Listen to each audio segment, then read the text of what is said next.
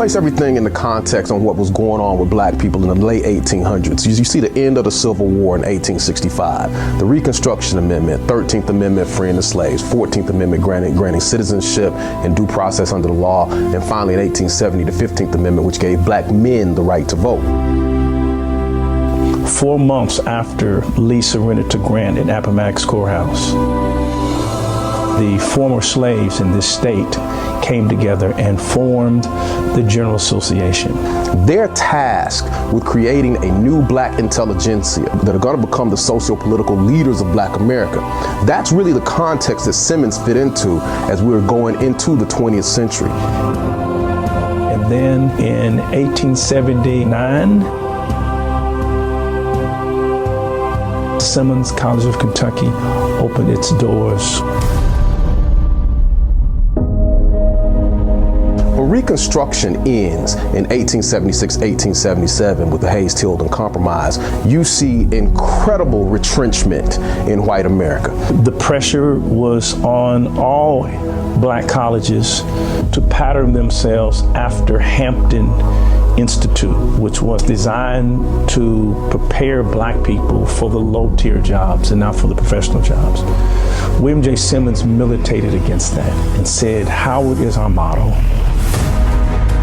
So he set the trajectory for Simmons, and there were 2 primary goals that he had.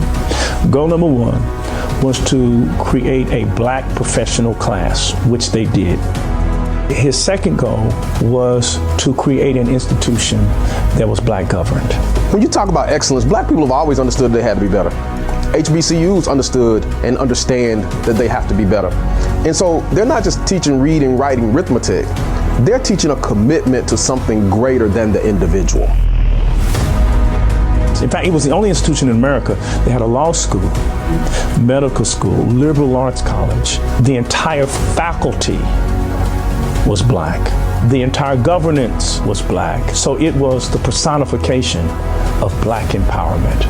That excellence is always there. As the Greeks talked about, that arete, always reaching for something higher, not just for themselves, but those around them. Some of the most prestigious names in every facet of education were involved with Simmons College. Education was important to African Americans at that time for the same reason that education is important to African Americans now.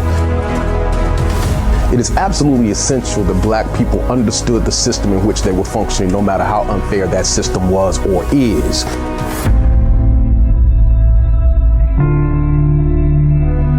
And then a huge catastrophic economic development takes it down, and we don't know how to hold on to the institution itself. What happened to Simmons is what happened to many institutions, especially black institutions in America. The stock market crashed in 1929. The banks foreclosed on them. They lost their property.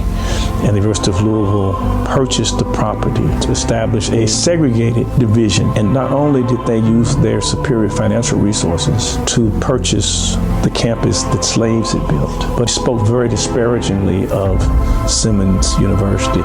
Kent said that Simmons was a poor excuse for a university. But what Raymond Kent should have said was not that Simmons was a poor excuse for a university, but the United States was a poor excuse for a democracy. White arrogance in America is a heck of a thing. The lack of awareness of what's gone on with black people in this country. How HBCUs couldn't just be colleges, they had to serve as primary schools as well. But the products coming out of those schools were incredibly stellar. But black people are always a stellar people. All they needed was an equal opportunity. What is tragic is everything that Simmons once did and everything that Simmons once had, from our curriculum, to our degrees, to our clubs, and even our sororities. That story got dropped off the consciousness of the city.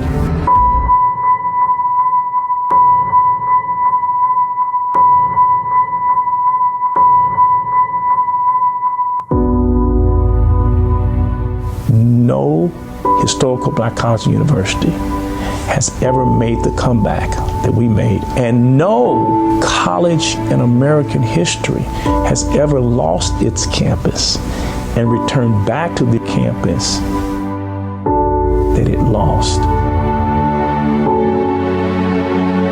Perhaps through this engagement, we will talk about each of us challenging each of us to bring forward 20 young people, 30 young people, whatever you can take on to help illuminate a path to a future that they may have difficulty seeing.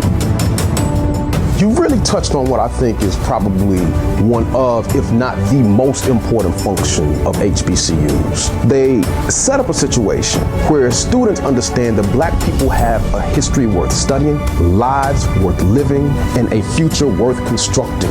We have to see every child in every classroom in our community as the potential leader of something great. When you take institutions like that, people buy those types of professors who love those kids and teach them to function without fear, there is no substitute for that. These children are developing an orientation to the world that certainly includes their immediate survival, but also must include a sense of what their future holds. HBCUs, they've been able to take those lost souls and produce something at the end that sometimes their parents don't even recognize. Then the children can go back and rescue their elders. And that's as it should be. Many say, and a child shall lead, right? Going to Simmons is definitely an experience because of the history that we have here. I've learned so much, and I love my teachers. Like, that's the best part. He pushed me enough and cared for me enough to let me know that I'm more than the choices and decisions that I'm making. I love my HBCU, Simmons College of Kentucky. It's literally changing my life.